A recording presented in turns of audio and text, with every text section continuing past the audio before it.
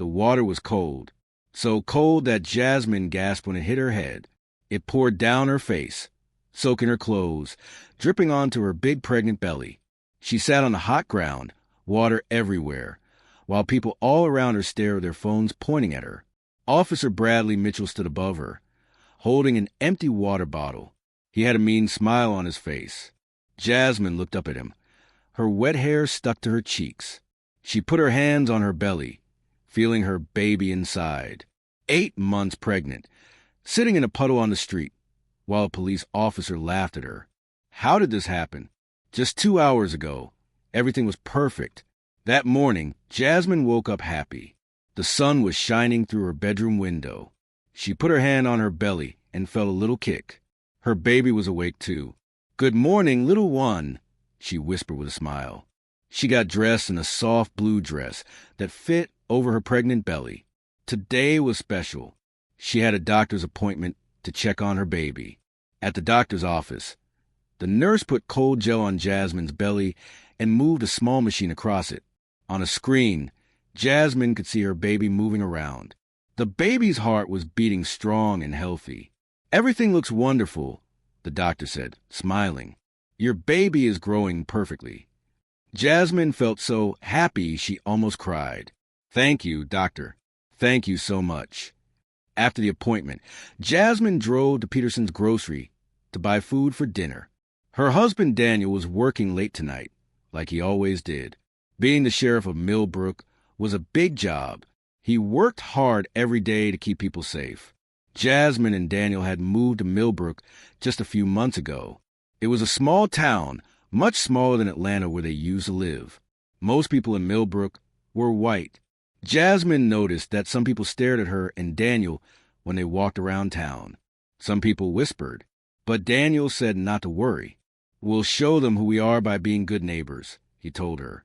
At the grocery store, Jasmine filled her cart with chicken, rice, vegetables, and milk. An old lady smiled at her belly. "When are you due?" the lady asked kindly. "1 more month," Jasmine said, smiling back. She paid for her groceries and walked her car. The bags were heavy, but she managed to put them in the back seat. She started driving home, thinking about the nice dinner she would cook. The road was quiet. Trees lined both sides. Jasmine turned on the radio and hummed along to a song. Then she saw the police car behind her. Its red and blue lights were flashing. Jasmine's heart started beating fast. Had she done something wrong? She didn't think so. She always drove carefully, especially now that she was pregnant. She pulled her car to the side of the road and stopped. She put her hands on the steering wheel where the officer could see them, just like Daniel had taught her. "If you ever get pulled over, keep your hands visible and be polite," he had said. A police officer walked up to her window. He was tall and had gray hair. His face looked angry. His name tag said Officer Mitchell. Jasmine rolled down her window. "Good afternoon, officer. Is something wrong?" "License and registration," Officer Mitchell said. His voice was cold and mean. "Yes, sir."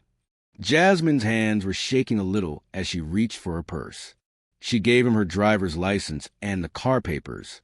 Officer Mitchell looked at them for a long time. Too long. He kept looking at Jasmine, then at the papers, then at Jasmine again. "Do you know why I stopped you?" he asked. "No, sir. I don't think I was speeding or—" "You ran a stop sign back there," he said. Jasmine felt confused. I don't remember seeing a stop sign. I'm so sorry if I missed it." "Step out of the vehicle," Officer Mitchell ordered. "Sir, I'm 8 months pregnant. It's hard for me to—" "I said step out of the vehicle. Now!" Jasmine felt scared. Her baby kicked inside her belly, like the baby could feel her fear. She slowly opened the door and tried to get out. It was hard. Her belly was so big, and her back hurt. She stood on the side of the road. The sun was very hot. She could feel sweat on her forehead. "I smell marijuana," Officer Mitchell said, looking at her with narrow eyes. "What?" "No, sir. I don't smoke anything. I'm pregnant. I would never—" "Are you calling me a liar?" His voice got louder and meaner. "No, sir. There's no marijuana in my car. You can check. Oh, I will check. He walked to her car and started looking through it. He opened her grocery bags and threw things on the ground. Her chicken, her vegetables, everything she had just bought. He dumped out her purse, her wallet, her keys, her chapstick. Everything fell onto the hot road. Jasmine stood there, her hands on her belly, watching this man destroy her things. Tears came to her eyes, but she tried not to cry. "Please, sir," she said quietly. "I didn't do anything wrong." Cars started slowing down. People were stopping. She could see them taking out their phones. They were recording everything. Another police officer arrived. It was a woman with blonde hair. Her name tag said Officer Hayes. She looked young, maybe new to the job. "Mitchell, what's going on?" Officer Hayes asked. "This woman ran a stop sign, and I smelled drugs. I'm conducting a search," Mitchell said, still throwing Jasmine's things around. Officer Hayes looked at Jasmine's pregnant belly. She looked at Jasmine's face, wet with sweat and tears. "Maybe we should—" "I've got this under control, Hayes." Mitchell snapped. "Unless you have a problem with how I do my job." Officer Hayes looked down at the ground and said nothing. The sun got hotter. Jasmine felt dizzy. "Please," she said, her voice weak. "Can I sit down? Can I have some water? It's so hot and my baby—" "You'll stand right there until I'm done," Mitchell said. Jasmine's legs felt like they might give out. She put one hand on her car to hold herself up. The metal was burning hot from the sun. More people stopped. More phones came out. Jasmine could hear them talking. "That's terrible. She's pregnant. Someone should help her." But nobody did. They just watched and recorded. Officer Mitchell found nothing in her car. No drugs. No weapons. Nothing. Just groceries and a baby car seat in the back. He walked back to Jasmine. His face was red and angry. He looked embarrassed that he found nothing, and that made him even meaner. "You're going to regret giving me attitude," he said quietly, so only Jasmine could hear. Jasmine's heart filled with fear. What was he going to do? That's when everything got worse. "Stand over here," Officer Mitchell ordered, pointing to a spot on the sidewalk in front of Peterson's grocery. Jasmine walked slowly to where he pointed. Each step hurt. Her feet were swollen. Her back ached. The baby inside her was kicking hard, like the baby knew something was wrong. The sidewalk was right in the bright sun. No shade, no trees, just hot cement and burning sunlight. Jasmine could feel the heat coming up through her shoes. "Sir, please," Jasmine said. Her voice was shaking. "Can I stand in the shade? Just over there by that tree? The sun is so hot and—" "You'll stand exactly where I told you to stand," Mitchell said. He crossed his arms and stared at her with cold eyes. The crowd of people watching was getting bigger. Maybe 20 people now. They all had their phones out. Jasmine could hear the cameras clicking and recording. She felt so embarrassed, so small, so helpless. A man came out of the grocery store. He was older, with white hair and kind eyes. "Officer, this woman is clearly pregnant. Can't you let her sit down inside where it's cool? I own this store. She can sit in my office." Mitchell turned to the store owner with an angry face. "Sir, if you interfere with police business, I will arrest you too. Go back inside." The store owner looked sad, but walked back into his store. Officer Hayes stood nearby, shifting from foot to foot. She kept looking at Jasmine, then at Mitchell, then back at Jasmine. Her face showed that she knew this was wrong, but she said nothing. She did nothing. Jasmine felt a pain in her belly.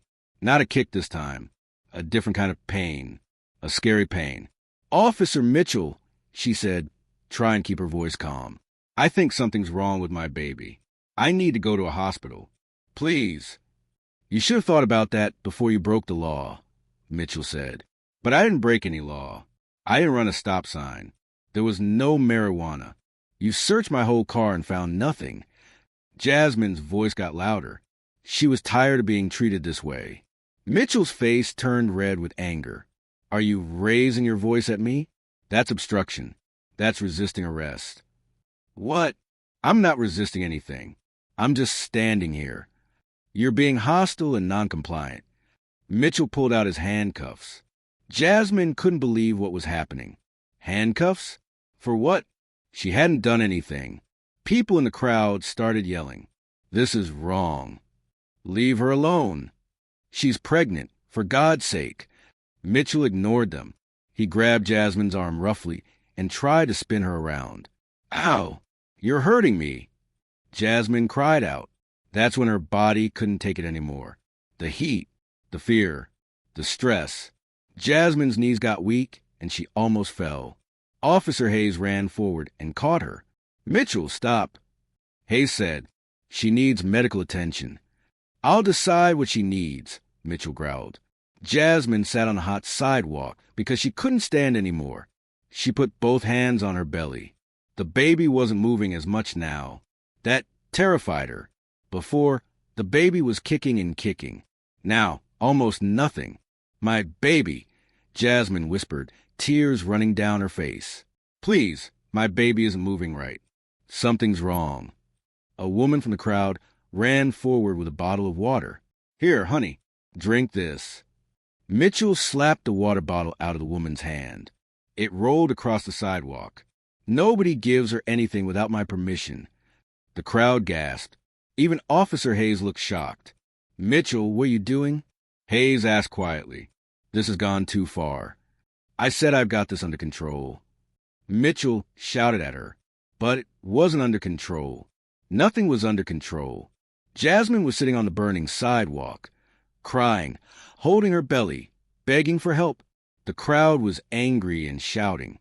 Officer Hayes was trying to reason with Mitchell, and Mitchell was getting angrier and angrier. He looked around at all the people with their phones. All those cameras pointed at him. He knew he looked bad. He knew this didn't look good, and that made him even meaner. That's when he picked up the water bottle that the woman had tried to give Jasmine. He opened it. You want water? He asked Jasmine. His voice was fake sweet, like a wolf pretending to be nice. Jasmine looked up at him, hope in her tired eyes. Yes, please. I'm so thirsty. Mitchell smiled a cruel smile. Then he turned the bottle upside down and poured all the water over Jasmine's head. The cold water hit her like a slap. It soaked her hair, her face, her dress. It made a puddle around her on the sidewalk. Jasmine gasped from the shock. The crowd went silent for 1 second. Then everyone started yelling at once. Oh my God! Did you see that? He just poured water on a pregnant woman. This is police brutality.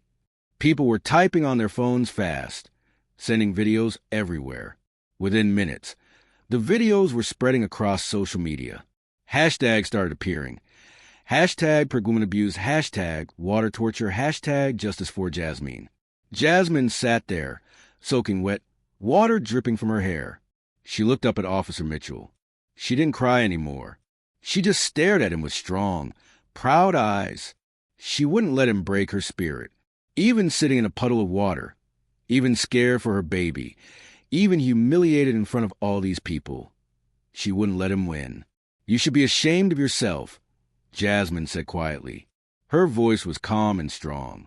You're supposed to protect people, not hurt them. Mitchell's face got even redder. He knew everyone heard that. He knew everyone was recording. He had just made the biggest mistake of his life, and deep down he knew it. Officer Hayes knelt down next to Jasmine.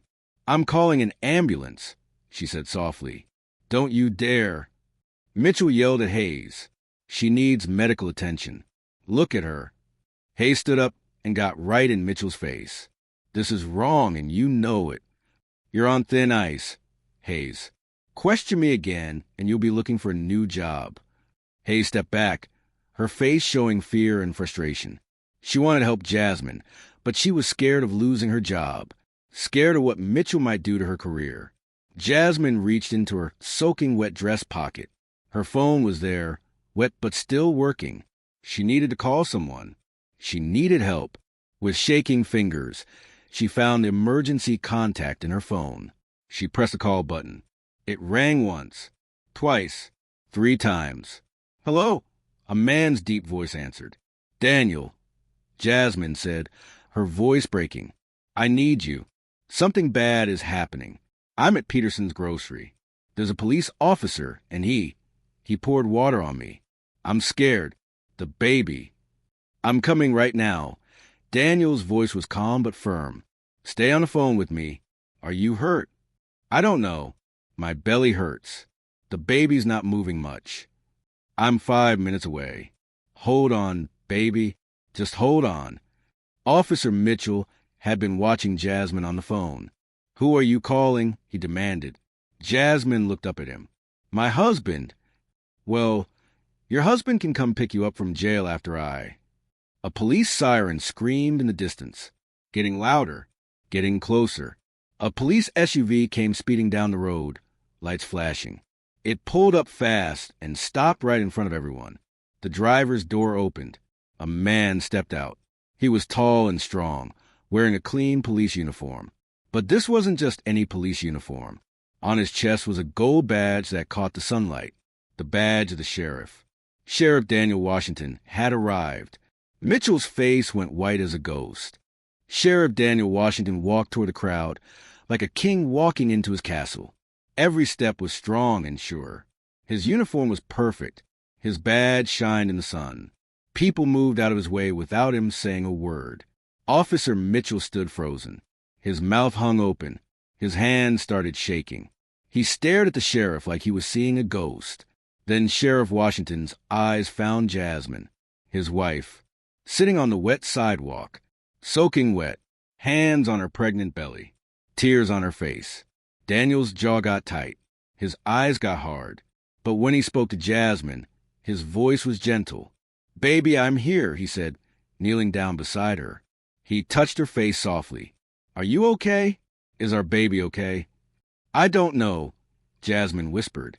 The baby's not moving much. I'm scared, Daniel. Daniel helped Jasmine stand up slowly, carefully. He took off his sheriff's jacket and wrapped it around her wet shoulders. Then he turned to face Officer Mitchell. The whole crowd went quiet. You could hear a pin drop. Officer Mitchell, Sheriff Washington said. His voice was calm, but there was steel in it, like a sword hidden in silk. Would you like to explain what happened here? Mitchell's face went from white to red to white again. He opened his mouth, but no words came out at first. Finally, he stammered, Sheriff, I didn't know. She didn't say what? Daniel's voice got harder.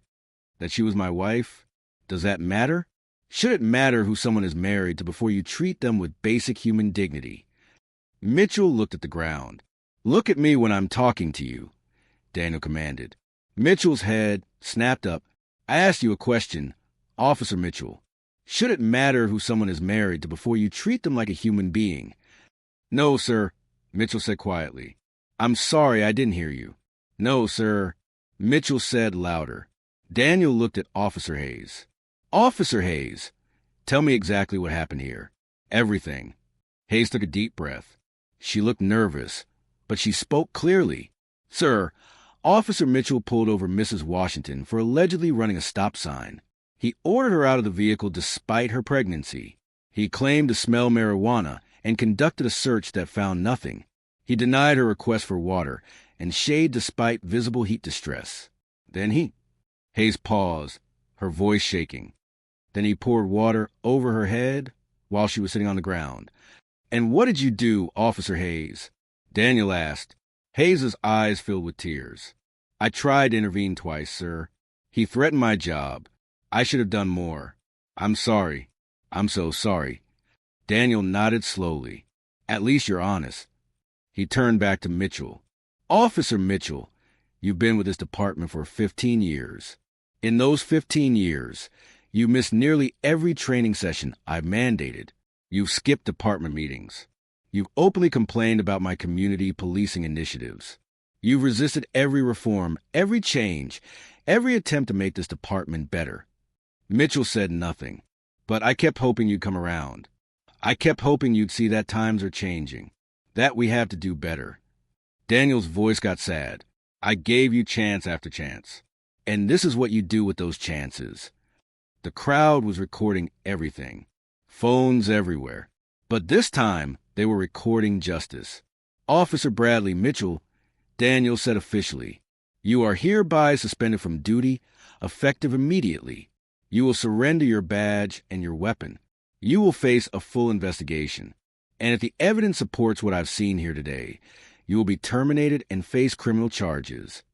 Mitchell's hands shook as he took off his badge. He unbuckled his gun belt. He handed them to Sheriff Washington like a knight surrendering his sword after a lost battle. "But Sheriff," Mitchell said, his voice desperate now, "my career, my pension, my family." "You should have thought about your family before you abused mine," Daniel said coldly. An ambulance arrived, sirens wailing. Paramedics rushed to Jasmine. They checked her blood pressure, listened to the baby's heartbeat, looked at her eyes. Blood pressures elevated. One paramedic said, "We need to get her to the hospital right away." "I'm going with her," Daniel said. They helped Jasmine onto a stretcher. As they lifted her into the ambulance, she looked at Officer Mitchell one last time. "You didn't pour that water on me because you thought I broke the law," Jasmine said, her voice clear and strong despite everything. "You did it because of the color of my skin. You did it because you thought you could. You thought I was nobody. You thought I didn't matter." Mitchell looked away, ashamed. "But I do matter," Jasmine continued. "Every person matters. And now everyone will know what you did." The ambulance doors closed. At the hospital, doctors checked Jasmine carefully. The baby was okay. A little stressed, but okay. Jasmine's blood pressure came down after rest and fluids. But the doctors wanted to watch her overnight, just to be safe. Daniel never left her side. He held her hand. He whispered that he loved her. He promised that justice would be done. And it was. Within days, the FBI came to Millbrook. Special Agent Maria Rodriguez arrived with a whole team. They investigated not just Officer Mitchell, but the entire police department. They found 17 complaints against Mitchell from the past 15 years. 17 times people had reported him for being too rough, too mean, too unfair. And nothing had been done. The old police chief had ignored every complaint. The case went to trial. The courtroom was packed with people.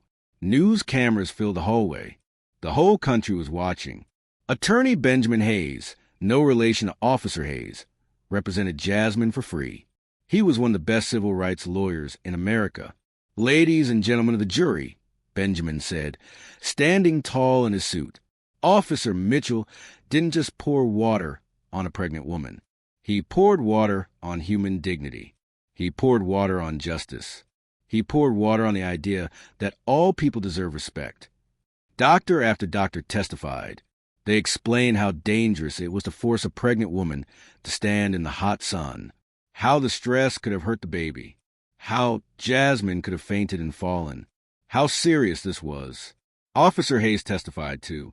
She told the truth about everything, about how she tried to stop Mitchell but was too scared, about the culture in the police department that made officers afraid to speak up, about how wrong it all was.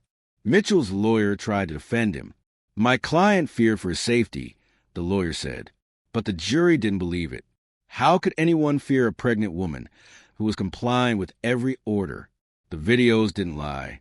Over 100 million people had watched them online. The hashtag #JusticeForJasmine had been shared millions of times. The jury took only 2 hours to decide. Guilty on all charges. Judge Patricia Stevens looked down at Mitchell from her bench. Her face was stern. "Mr. Mitchell, you took an oath to protect and serve. Instead, you abused your power in the most cruel and cowardly way imaginable. I sentence you to 5 years in federal prison." Mitchell's head dropped. His lawyer patted his shoulder, but there was nothing more to say. The city paid Jasmine $2.5 million to settle the lawsuit, but Jasmine didn't keep all the money. She used it to start a foundation that helps victims of police brutality. The old police chief resigned in shame. Officer Hayes got a 6-month suspension, but she learned from her mistake. When she came back, she became one of the best officers in the department. Someone who always spoke up when things were wrong. The Millbrook Police Department changed completely. Every officer now wears a body camera. There's a citizen review board that investigates complaints. Officers take training every year about treating people fairly. And Sheriff Daniel Washington became famous across America as a leader who does things the right way. He spoke at police departments in every state, teaching them how to serve their communities with respect and honor. 1 month after the trial, Jasmine went into labor. At 2:47 in the morning, she gave birth to a beautiful baby girl. The baby had her mother's eyes and her father's smile. They named her Hope Elizabeth Washington. Hope, because after everything they went through, hope survived. Justice survived. Love survived. Jasmine held baby Hope in her arms and cried happy tears. Daniel kissed his wife's forehead and his daughter's tiny hand. "She's perfect," Daniel whispered. "She's our little miracle," Jasmine said. Officer Mitchell sat in his prison cell that same night, thinking about what he had done, about the career he lost, about the family who wouldn't visit him, about the pregnant woman he had been so cruel to. He had 5 years to think about it. Meanwhile, Jasmine became a powerful voice for change. She spoke at schools, at churches, at town halls across the country. She told her story again and again, not for attention, but to make sure it never happened to anyone else. Sheriff Daniel's community policing programs became a model for the whole nation. Crime in Millbrook went down. Trust in the police went up. The town that had once whispered about a young black couple became a place that celebrated them. Jasmine and Daniel wrote a book together about their experience. It became a bestseller. They used the money to create scholarships for young people who wanted to study law and criminal justice. Little Hope grew up hearing her mother's story. She learned that standing up for what's right isn't always easy, but it's always important. She learned that one person's courage can change the world. And in schools across Millbrook, teachers showed that video to their students. Not the whole thing. It was too upsetting for young children to see. But they taught the lesson. Every person deserves respect. Every person matters. And when you see something wrong, you have to speak up. Years later, Jasmine stood in front of a crowd at a civil rights conference. Baby Hope, now a curious 5-year-old, sat in the front row next to her daddy. "People ask me if I'm angry about what happened," Jasmine said. "The truth is, I was angry. I was hurt. I was scared. But I didn't let that anger destroy me. I turned it into action. I turned it into change. I turned it into hope." The crowd stood and clapped for a long time. One officer tried to break me by pouring water over my head. Jasmine continued, her voice strong. But what he didn't understand is that water can't drown the truth. Water can't wash away justice. And water definitely can't put out the fire of someone who refuses to give up. More applause, more cheering. So to everyone watching, everyone listening, everyone who feels powerless, remember my story. Remember that change is possible. Remember that your voice matters. Remember that justice may take time, but it will come. Sheriff Daniel Washington watched his wife speak and felt so proud he thought his heart might burst. This was a woman who had sat on a hot sidewalk, soaking wet and scared, but never broken. This was the woman who turned her worst day into a movement for justice. This was his Jasmine. And watching from heaven, angels smiled, because this is what real heroes look like. Not people with capes and superpowers, but regular people who face terrible things and choose to make the world better because of it. Officer Mitchell served his full sentence. When he got out, Millbrook had changed so much he barely recognized it. The police department was now known as one of the best in the country, and everywhere he went, people remembered what he had done. Some mistakes you can never take back. Some moments define your whole life. Mitchell learned that lesson too late. But Jasmine, Daniel, and Little Hope, they learned a different lesson. They learned that love is stronger than hate. That courage is stronger than fear. That justice is stronger than cruelty. And that lesson changed everything. If you believe in justice, if you believe in treating all people with respect, if you believe that one person can make a difference, share the story. Let people know that standing up for what's right is always worth it. Subscribe to see more stories of real courage and real change. Because the world changes one story, one person, one act of bravery at a time.